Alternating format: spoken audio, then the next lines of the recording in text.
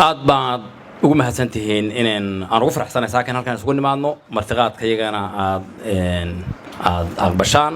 saakayno halka ku sheekaysano inteena aan isbarano aynu ka sheekaysano danaheena iyo danaha Puntland iyo mustaqbalkeena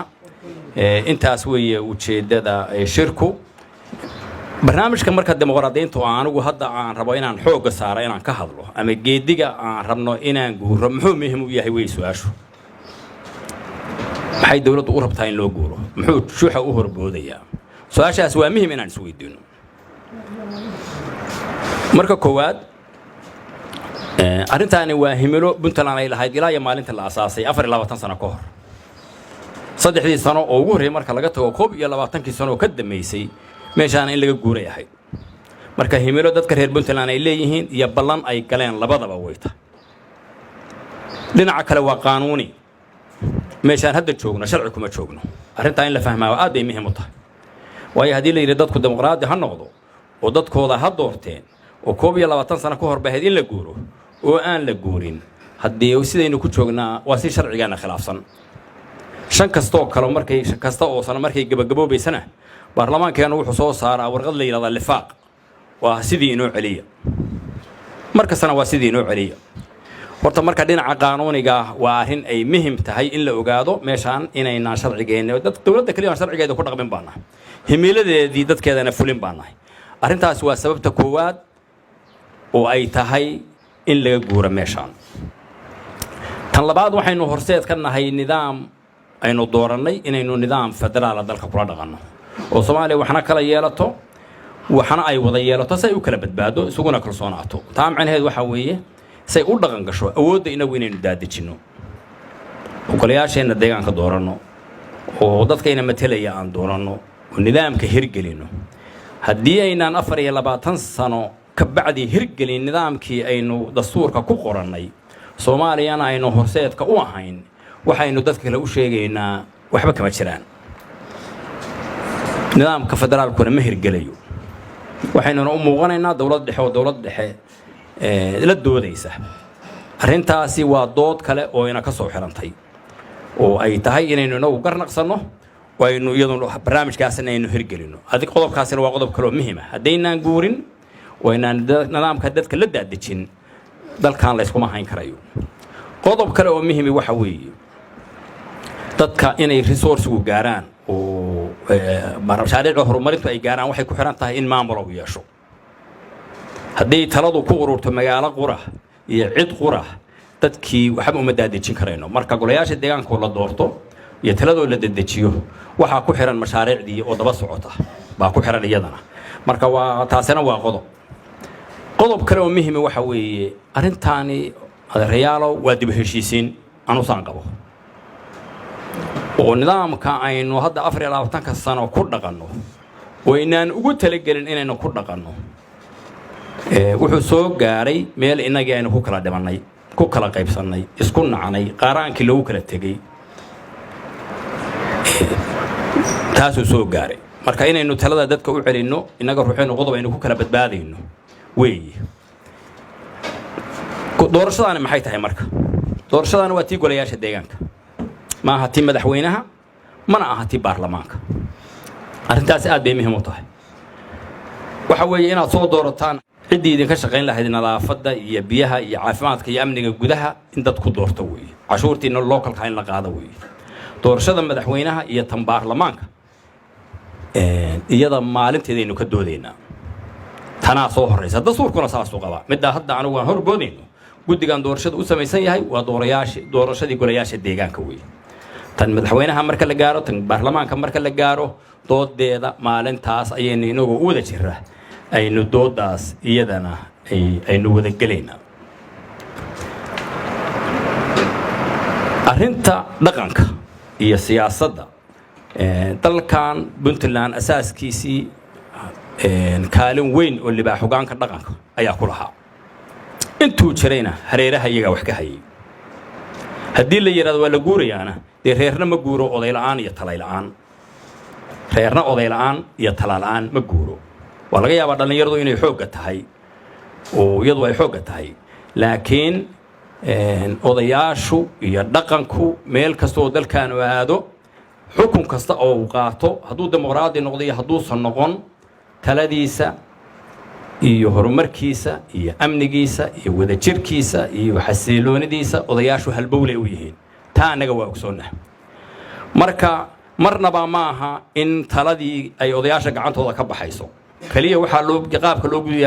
loo guurayo ayaa wax laga bedelayaa taa marka waxaan rabaa odayaashu iyo dhaqanku waxay u yihiin saldhig bay u yihiin nidaamkeena qaabkeenu aadayno oo dad baa waxay dhahaan wardi odayaashii baa taladii laga maroojinayaado dimuqraadiyad baa laga geynayaado odayaashii baa kaalintooda meesha ka baxaysaa maya cid wadi karta dalkan oday la'aan iyo tala la'aan iyo isla celin iyo nabadayn midna ma jirto kaalintiinu marka nidaam kastoo aynu qaadano idinka idin mudan tahay haddeerna odayaasha dhaqanku hawshaan soo waday iyo naabkaynu ku noolayn horta allay baday bay ahayde oo iyaga culayskaa ku soo dhacayay kaalin dowladnimadu gabtay oo 21 sanaba dowladdu ay gabtay inay samaysay baa mudatay odayaasha iyo dhaqanka mudatay mid idinku aad dalbateen maaha waa mid dowladdu ka gaabisay geediga marka waxaan rabnaa inuu noqdo goodi aynu u wada dhannahay oo aynu wada guuro waa tala aan wada leenahay talada waa lagu kala gedisnaan karaa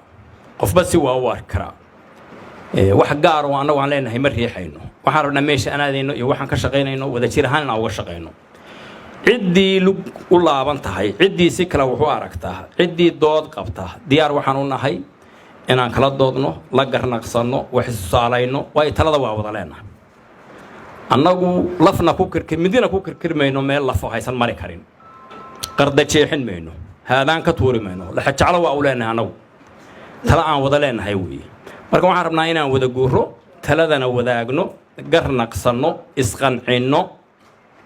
meesha mudug aado ayaa dalkan aadaya gobolka ugu adkaysiga badan ugu kudhaca badan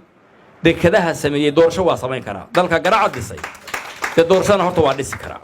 marka waxaan rabaa mudug tusaale gaar ah ayay u tahay waa gobol taariikh badan oo adag soo maray waa gobol wax ka tagi kara waa gobol halhays u leh xalay dhalay waa gobol dadku ay soo aadayaan waana meesha anagu ku doortay inaan barnaamijka ka loonji gareeyo arrintaa waxaan rabaa inaan nala qaadaan hareeraha inaan nala qabataan wixii su'aalaah iyo wixii tabashaah iyo wixii cabasho imanayaan waxaan rabnaa dooda inaan ku dhex sacno oo ka sheekaysano inagoo wada jira oo arrinteeda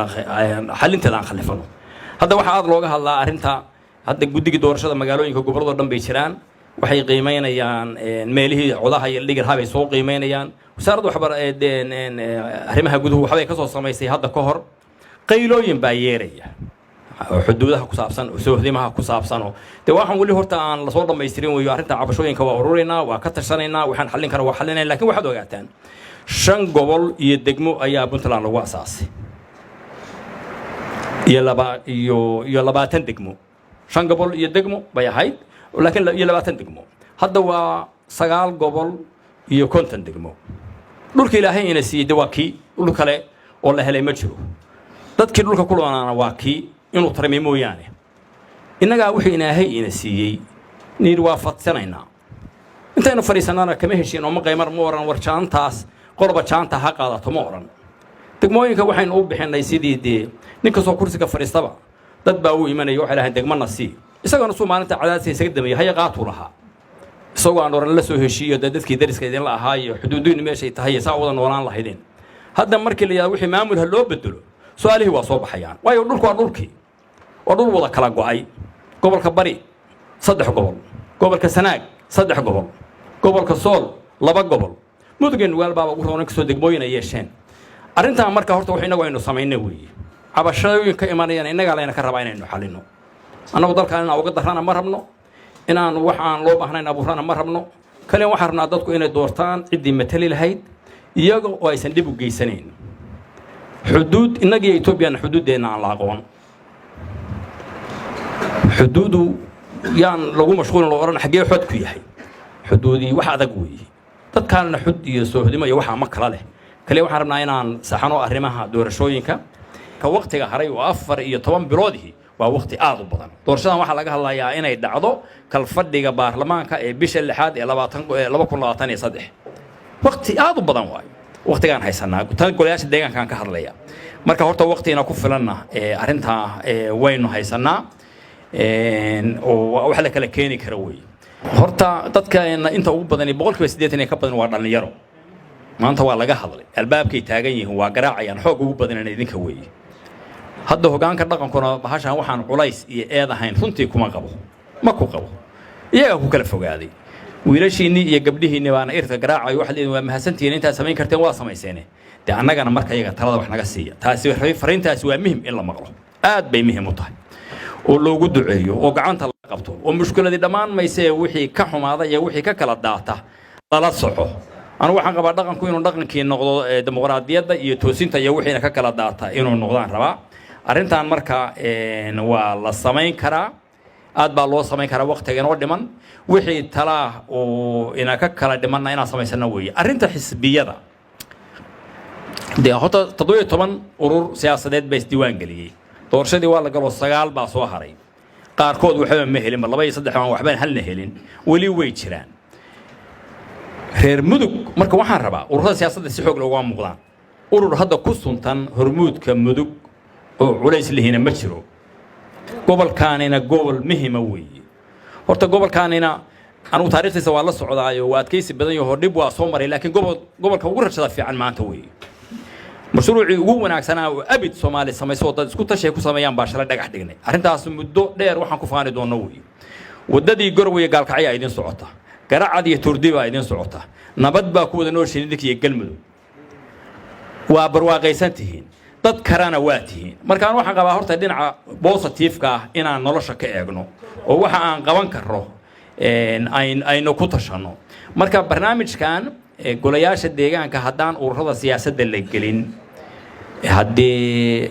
ma shaqayn karo marka waxaan rabaa ururada siyaasadda inaad gashaan oo anu hadda idin dhimay ka soo gala laakiin urur kasta oo aad rabtaan oo siyaasadeed gala ku tartama ka dhex muuqda ka kambayn gareeya la soo baxa wiilasha iyo gabdhaha idin matalayo magaaladeena idinku matalaya la soo baxa doorashada iyo dooda kalena u soo diyaar garooba wixii tabashaha oo jira oo bogog hore ku oolaa annaga hanoo furina saaxiibayaalow annaga waxaan rabnaa bog cusub inaan nagala bilowdaan berri inaan ka wada hadallo shalay aynu ka gudubno cidda ilaawi kartaa shalayna waa reer mudug baa ilaawi karaa reer mudug marka waxaan rabnaa inaan maanta iyo berri ka sheekaysano